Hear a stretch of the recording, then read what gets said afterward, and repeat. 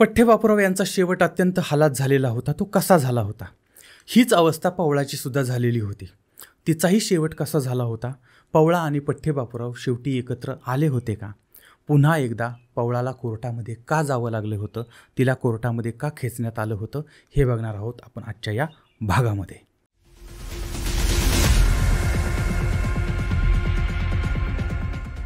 आता पवळानं बापूरावांना सोडलेलं होतं आणि ती तिच्या गावाकडे आलेली होती. आता ही माहिती तिचे चाहते आणि मारुतीराव पाटील कवठेकर यांना मिळालेली होती, कळलेली होती. आणि आता हे पाटील जे आहेत ते तिला भेटायला आले होते. आता हे पाटील नक्की कुठले होते? तर कृष्णेच्या तीरावरती कवठे मसूर नावाचं गाव आहे. तर या गावातलं हे तालेवार घराणं आहे, गडगंज संपत्ती आहे, टोलेजंग वाडा आहे आणि पाण्याखालच्या जमिनी आहेत आणि पैसा खोऱ्यानं ओढत होते. आणि या पाटलांना तमाशाचा नाद लागला. पवळा त्यांना आवडती होती आणि त्यामुळे ते पवळेसाठी मुंबईलासुद्धा गेलेले होते आणि घरदार सोडून तिच्याबरोबर तिथे राहिलेले होते. आणि त्यानंतर यांच्यामध्ये काहीतरी वाद झाला आणि त्यामुळे हे पाटील पुन्हा पवळाला सोडून गावाकडे निघून आले होते. पण आता नंतर त्यांना कळलं की पवळा मुंबईवरून गावाकडे आलेली आहे आणि तिचा पठ्ठेबापूरावांबरोबर वाद झालेला आहे आणि तिनं पठ्ठेबापूरावांना सोडले. आता हे कळल्यानंतर मग ते जे पाटील आहेत ते अहिल्यानगर या ठिकाणी आले, म्हणजे नगरला आले आणि तिला घेऊन गेले. म्हणजे तिला म्हटले चल आता माझ्याबरोबर चल. आणि तिच्यासाठी मग त्यांनी शब्द दिला की मी तुझ्यासाठी एक तमाशाचा फड तयार करेन, त्यासाठी तुला पाहिजे ती मदत करेन, पाहिजे तेवढा पैसा देईल. आणि आता या ठिकाणी एक सिनेमॅटिक प्रसंग घडतो बघा. पठ्ठेबापूराव एकटे पडले होते. पवळाच्या विरहामुळे ते बेचैन झालेले होते आणि या अवस्थेमध्ये ते मिरजेला जायला निघालेले होते आणि यासाठी एका रेल्वेच्या डब्यामध्ये ते बसले होते. आता बघा नियतीचा खेळ. त्याच डब्यामध्ये पवळा आणि मारुती पाटील जे आहेत ते सुद्धा बसलेले होते. आता एका बाजूला पठ्ठेबापूराव हे सगळं सोडून निघाले होते आणि दुसऱ्या बाजूला पवळा जी आहे ती नवीन तमाशा सुरू करायला निघाली होती. म्हणजे पठ्ठेबापूरावांचा तमाशा बंद पडला होता आणि पवळाचा तमाशा सुरू होणार होता. आता हे सगळं पाहिल्यानंतर बापूरावांची अवस्था काय झाली असेल?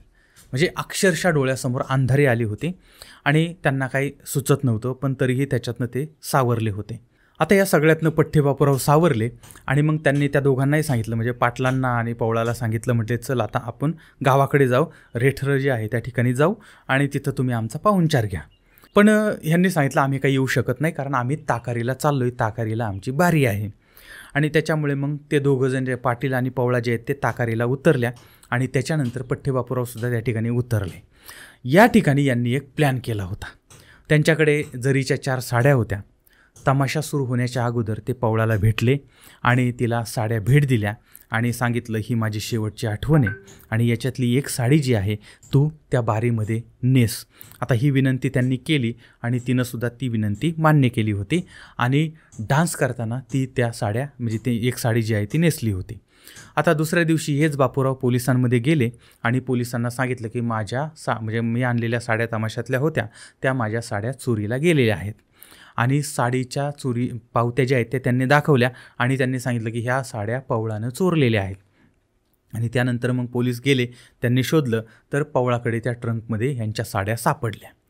त्याच्यानंतर मग त्यांच्यामध्ये कॉम्प्रोमाइज झालं आणि हे प्रकरण त्यांनी तिथल्या तिथं मिटवलं होतं. पण विचार करा की पवळा आणि पठ्ठेबापूराव या दोघांच्या मधला वाद जो आहे तो अशा पद्धतीने टोकाला गेलेला होता. आता याच्यानंतर पवळा जी आहे ती पाटलांच्या बरोबर ती कवठे या गावामध्ये आली होती आणि तिथून मग तिथे एक कट्टा होता, त्या कट्ट्यावरती ती तमाशा करायला लागली आणि पाटलांनी तिच्यासाठी सगळं जे काही साहित्य लागतं ते सगळं आणलं होतं आणि तिचा तमाशा सुरू झाला होता आणि तो तमाशा पाहायला आजूबाजूचे लोकसुद्धा येत होते. आता ज्या कट्ट्यावरती ती तमाशा करायची आत्तासुद्धा तो कट्टा आहे आणि त्याला पवळाचा कट्टा असं म्हणतात. आत्ता पण तो कट्टा तिथं आहे किंवा नाही हे आता त्या भागातील जर कोणी असतील तर त्यांनी जरूर कमेंटमध्ये कळवा. तर अशा पद्धतीनं काही काळ त्या गावामध्ये तमाशा सुरू होता. आता या काळामध्ये काही लोक दौलत जादा करायला यायचे, ज्यांच्याकडे भरपूर पैसा असायचा ते त्या बाईवर पैसा उधळायचे. आता त्यावेळेस मग कुणी पवळाचा हात पकडायचे, कुणी तिची छेड काढायची. आता ह्या गोष्टी त्या पाटलांना सहन होत नव्हत्या आणि त्यावरून मग पाटील आणि पवळा यांच्यामध्ये भांडण व्हायला लागलं. पाटील म्हणत होते की तू त्यांच्याशी लाडाने बोलू नको, पण ती म्हणायची की ते पैसे देत आहेत आणि त्यामुळे ते मला अशा पद्धतीने वागतात तर मला त्यांच्याच कलाकालाने घ्यावं लागतं. पण हे पाटलांना पटत नव्हतं, पाटलांना राग येत होता आणि पाटलांना असं वाटत होतं की मी हिच्यासाठी एवढा खर्च केला आहे, तमाशा बनवून दिला आहे, हिला उभं केलं आहे, हिच्यासाठी एवढे पैसा दिलेला आहे आणि ही माझ्याशी वाद घालते, मलाच विरोध करते आहे. त्यामुळे पाटलांनीसुद्धा एक गेम करायचं ठरवलं होतं आणि ते सातारच्या कोर्टामध्ये गेले आणि पवळाने माझे दागिने आणि माझं जे साहित्य आहे ते चोरलं आहे, माझं 3,000चं नुकसान झालं आहे, ते नुकसान भरपाई देण्यात यावी अशी मागणी त्यांनी केली. आता पवळाला शिक्षा होईल असं त्या पाटलांना वाटत होतं. आता पवळा त्यांच्या पुढची निघाली. अगोदर तिला अनुभव होता, पठ्ठे-बापूरावांनी तिच्यावरती आरोप केला होता, त्यामुळे पवळाची एक गोष्ट लक्षात आली होती की उद्या जर हा पाटील आपल्यावरती उलटला आणि पाटलांनी जर आपल्यावर आरोप केला की हिने माझं साहित्य घेतलं आणि हे केलं, तर मग उद्या करायचं काय. त्यामुळे ती सावध झाली होती आणि तिनं दागिने आणि तमाशातलं सगळं साहित्य घेताना पैसे पाटलाचे वापरले होते, पण त्याची पावती करताना मात्र स्वतःचं नाव टाकलेलं होतं. आता पाटील तिच्या प्रेमामध्ये वेडा झाला होता आणि त्याच्यामुळे त्यानं काही याच्याकडे लक्ष दिलेलं नव्हतं. पाटलाला वाटत होतं की साहित्य त्याच्याच नावावरती आहे, पण झालं उलटं.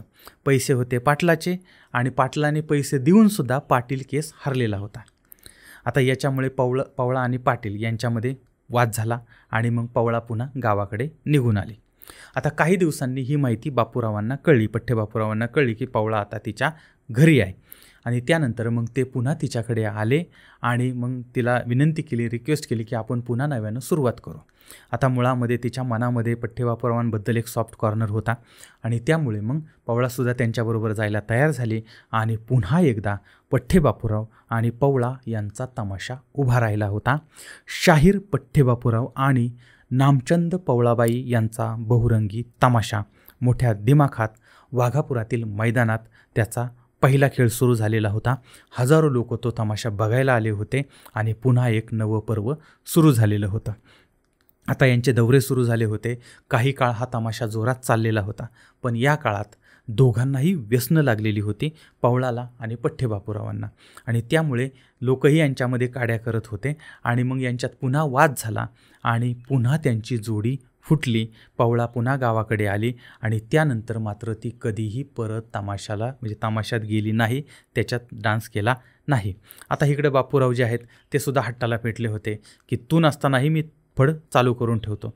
आता त्यांना फड काय बंद करायचा नव्हता, काही झालं तरी तो जिवंत ठेवायचाच होता.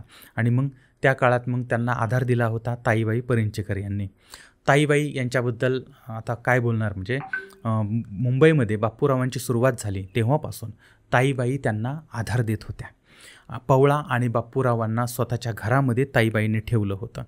ताईबाईंसारखी निस्वार्थी व्यक्ती त्यांना आयुष्यात दुसरी कोणी मिळाली नाही आणि आताही त्यांनीच बापूरावांना आधार दिला होता. त्या काळामध्ये काही नाचणाऱ्या महिला होत्या, चंदाबाई, नानीबाई, तर यांना बरोबरती घेतलं आणि फड पुन्हा चालू झाला. लोकांचाही प्रतिसाद मिळत होता, पण बापूराव जरी निर्भीडपणे समोर आले असले तरीसुद्धा ते मनानं खचले होते. तमाशामध्ये पवळा नव्हती, मनाप्रमाणे गर्दी जमत नव्हती आणि काळजावरती दगड ठेवून बापूरावांनी एक कठोर निर्णय घेतला होता, तमाशा कायमचा बंद करण्याचा. तारीख आहे 16/8/1936. कराडमधलं चांदसाहेब पट्टेवाले यांच्या मैदानामध्ये कृष्णा कोयनेच्या संगमावरती शेवटचा खेळ त्यांनी मांडला होता. 50 वर्ष ज्या तमाशाला दिली होती याच्यासाठी त्यांनी घरदार सोडलं होतं. आज त्याच तमाशामध्ये बापूरावांनी शेवटची लावणी गायली होती, शेवटचा पोवाडा गायला होता, शेवटची भैरवी गायली होती आणि डोळ्यातल्या अश्रूच्या साक्षीनं या कलाकारानं आपल्या हातातील डफ खाली ठेवला आणि पठ्ठे-बापूरावांची लावणी शांत झाली होती. पण यानंतर 3च वर्षात दुःखद बातमी कळली, पठ्ठे-बापूरावांची पवळा मरण पावली होती.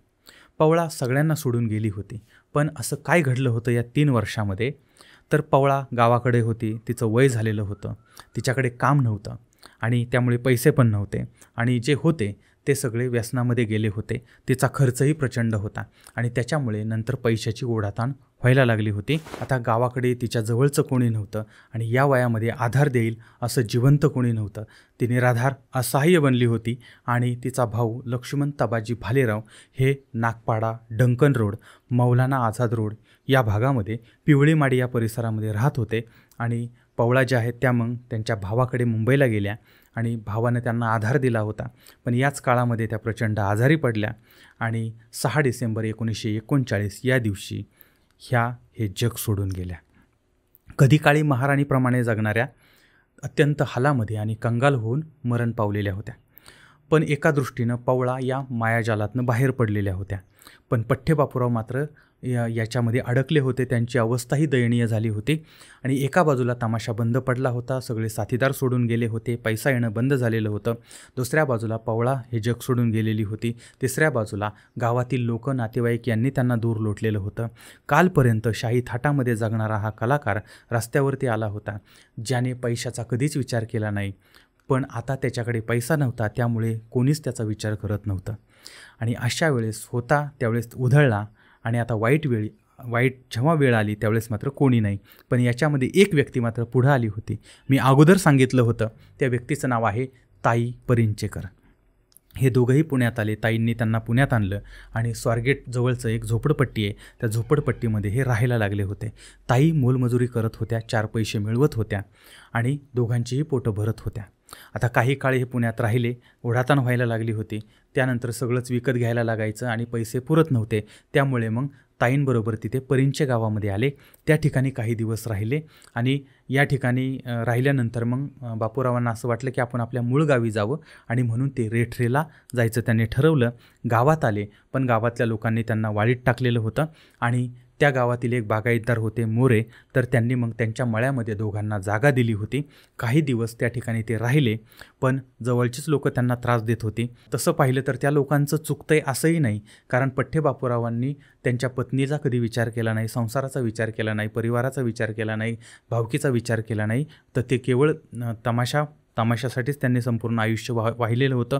आणि त्याच्यामुळे ज्यावेळेस त्यांच्याकडे पैसा होता त्यावेळेस त्यांनी सगळा उधळला होता. यांच्याकडच्या कुत्र्यावरही एवढा खर्च होत होता. चांगली वेळ होती त्यावेळेस राजेशाही जगले होते. त्यामुळे आता गावातली लोक, जवळची लोकंसुद्धा त्यांच्यापासून अंतर ठेवून होते. आता यामुळे मग त्यांनी त्यांचं मूळगाव रेठरे जे आहे ते सुद्धा सोडलं आणि पुण्यात आले. पुण्यामध्ये आले, येरावडा या ठिकाणच्या एका झोपडपट्टीत राहायला लागले होते. आणि बापूराव घरामध्ये असायचे, ते काव्य लिहित असायचे. ताईबाई ज्या आहेत त्या कामाला जायच्या, 4 पैसे मिळवायच्या. या अवस्थेमध्ये त्यांचं जीवन चाललेलं होतं. आणि याच काळात बापूराव कधी आर्यभूषण थिएटरमध्ये जायचे, कधी जंगली महाराज मंदिरामध्ये जायचे आणि आपल्या 50 वर्षाच्या गौरवशाली जीवनपटाचा त्यांना आठव यायचा. रडायचे आणि रडायचे. एवढंच त्यांच्या हातात होतं. कोण होतास तू, काय झालास तू. असे अनेक दिवस चाललेले होते. आणि एक दिवस त्यांना बापूसाहेब जिंतीकर हे गृहस्थ भेटले होते. हे अत्यंत म्हणजे कष्टाळू अशा पद्धतीचे गृहस्थ होते. अगोदर त्यांनी दौंड रेल्वे स्टेशनवरती हमालीचं काम केलं होतं, नंतर पोस्टमन म्हणून काम केलं होतं आणि नंतर पत्रावळ्यांचा त्यांचा व्यवसाय होता आणि वेगवेगळे व्यवसाय ते करत होते. तर अशा या बापूरावांनी जे बापूसाहेब म्हणजे पठ्ठे बापूरावांची प्रतिभा ओळखलेली होती. आणि पठ्ठे बापूराव येरावडा या ठिकाणच्या झोपडपट्टीत राहत आहेत ही बाब त्यांच्या जिंतीकरांना आवडली नाही. आणि म्हणून त्यांनी गणेशपेठ या ठिकाणी एक रूम भाड्यानं घेऊन दिली होती. आणि या ठिकाणी मग आता पठ्ठे बापूराव राहायला लागले होते. आणि जिंतीकर यांनी मग त्यांची पुस्तकं छापण्याचा निर्णय घेतला होता. आणि शीघ्रकवी कविराज श्रीधर कृष्ण उर्फ पठ्ठे बापूराव कुलकर्णी कृत गण गवळण लावण्या पोवाडे भाग पहिला हे पुस्तक त्यांनी बनवलं होतं. आणि पुन्हा एकदा पठ्ठे बापूराव प्रकाशझोतामध्ये आलेले होते. आता या काळामध्ये केशवराव जेधे, काकासाहेब गाडगीळ, डॉक्टर बाबासाहेब आंबेडकर, तात्यासाहेब केळकर ही नामवंत मंडळी बापूरावांना भेटून गेलेली होती. आणि अनेक मान्यवरांनी बापूरावांना मदत पण केलेली होती. आचार्य अत्रे यांनी 1942 साली 15 रुपयांची मनी ऑर्डर त्यांना पाठवलेली होती. आता बापूसाहेब जिंतीकरांनी पठ्ठे बापूराव यांनाही मोलाची मदत केलेली होती आणि त्यांचं जुनं वैभव पुन्हा एकदा परत देण्याचा प्रयत्न केलेला होता. पुढे जिंतीकरांनी स्वतःचा तमाशा सुरू केला होता आणि याच्यामध्ये पठ्ठे बापूरावांच्याच लावण्या गायला त्यांनी सुरुवात केली होती. तर अशा प्रकारे पठ्ठे बापूराव यांना एक नवीन ओळख मिळायला सुरुवात झाली होती. पण गरिबीची जी जखम होती ती कमी झालेली नव्हती, भरलेली नव्हती. पठ्ठे बापूरावांची अवस्था जी दयनीय होती ती फार चांगली झाली असं नाही. अत्यंत हालाकीच्या परिस्थितीमध्ये ते जगत होते. त्यांचा खर्च जास्त होता आणि इन्कम मात्र कमी होता. आणि त्यांना तो प्रसंग आठवत होता, तुझ्या मृत्यूच्या वेळी वर्गणी काढावी लागेल. आणि तशाच पद्धतीची अवस्था पठ्ठे बापूराव यांची झालेली होती. त्यांना भविष्य कळत होतं आणि पठ्ठे बापूरावांनी अनेकांचं भविष्य पाहिलेलं होतं. आणि एक दिवस त्यांनी जिंतीकरांना सांगितलं की मला असं वाटतं की माझा मृत्यू लवकरच होऊ शकतो, त्यामुळे मला माझ्या गावाकडे घेऊन चला. त्यानंतर मग जयंतीकरांनी पैशाची जमाजमव करायला सुरुवात केली, गाडीची व्यवस्था, याच्यामध्ये 1-2 दिवस गेले आणि 22 डिसेंबर 1945 हा दिवस उजाडला. पुण्यातील रविवार पेठेमध्ये पठ्ठे बापूराव राहत होते. त्या दिवशी त्यांची तब्येत जास्त खालावली आणि ते हे जग सोडून गेले. जयंतीकरांनी लकडीपुळाजवळ मुळामुठा तीरावरती त्यांच्यावरती अंत्यसंस्कार केले. शाहीर पठ्ठे बापूराव यांची लेखणी आता कायमची शांत झाली होती. तर अशा पद्धतीनं या महान कलाकाराचं जीवन होतं. आता ही सगळी माहिती तर आपण थोडक्यामध्ये घेतलेलीच आहे, पण याच्यामध्ये काही प्रश्न निर्माण होतात. एक म्हणजे पठ्ठे बापूराव यांच्या पत्नीचं त्यानंतर काय झालं आणि ताई परिंचेकर यांचं नक्की काय झालं. आता पहिल्या प्रश्नाचं उत्तर आहे ते आपण पाहू आणि दुसऱ्या प्रश्नाचं उत्तर तुम्ही कमेंटमध्ये द्या. तर पाठीमागच्या पहिल्या भागामध्ये आपण पाहिलं होतं की पठ्ठे बापूरावांचं लग्न सरस्वतीबाई यांच्याबरोबर झालेलं होतं. त्यानंतर बापूराव मुंबईला निघून गेले, तमाशामध्ये काम करायला लागले, पवळाबरोबर ती जवळीक साधली, राजेशाही थाटामध्ये जगत होते. पण याच काळामध्ये त्यांची पत्नी मात्र पतीच्या विरहामध्ये जगत होती आणि एक दिवस त्यांनी सासर सोडलं, त्या पत्नीनं सासर सोडलं आणि त्यांचा भाऊ नाना जे आहेत ते दारूवाला पुलाजवळ राहत होते. या ठिकाणी त्या आल्या आणि भावाकडे राहायला लागल्या. पतीने संसार पूर्णपणे सोडला होता आणि त्यामुळे सरस्वतीबाई यांनी कराडच्या गोविंद कुलकर्णी नावाच्या एका 20-22 वर्षाच्या तरुणाला दत्तक घेतलेलं होतं आणि पुढे 1968 साली पुण्यामध्ये सरस्वतीबाईंचा मृत्यू झालेला होता. तर अशा प्रकारे एका पतीचा आणि पत्नीचा पुण्यातच मृत्यू झाला होता, त्यांनी शेवटचा श्वास घेतला होता. पण अजून एक प्रश्न आहे, तो म्हणजे ताई परिंचेकर यांचं काय झालं. आता ते तुम्ही कमेंटमध्ये मला जरूर कळवा. पुन्हा भेटूया पुढच्या भागामध्ये एका नवीन विषयासह. तोपर्यंत धन्यवाद.